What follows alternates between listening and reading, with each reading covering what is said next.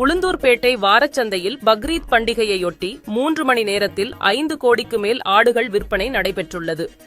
தமிழகத்தின் மையப் பகுதியில் உள்ள உளுந்தூர்பேட்டையில் வாரந்தோறும் புதன்கிழமை வாரச்சந்தை நடப்பது வழக்கம்.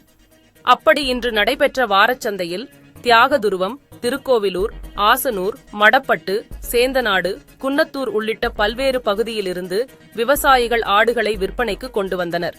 இந்நிலையில் இஸ்லாமியர்களின் முக்கிய பண்டிகைகளில் ஒன்றான பக்ரீத் பண்டிகை வருகின்ற 17ஆம் தேதி கொண்டாடப்பட உள்ள நிலையில் ஆடுகளின் விற்பனை அமோகமாக இருந்தது.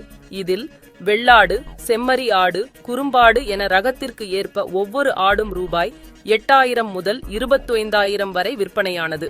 கடந்த வாரம் வரை இந்த சந்தையில் 50 லட்சம் ரூபாய் வரை ஆடுகள் விற்பனை நடைபெற்ற நிலையில் பக்ரீத் பண்டிகையையொட்டி இன்று நடைபெற்ற ஆட்டுச் சந்தையில் 3 மணி நேரத்திலேயே 5 கோடிக்கு மேல் ஆடுகள் வர்த்தகம் நடைபெற்றதாக வியாபாரிகள் மகிழ்ச்சி தெரிவித்தனர்.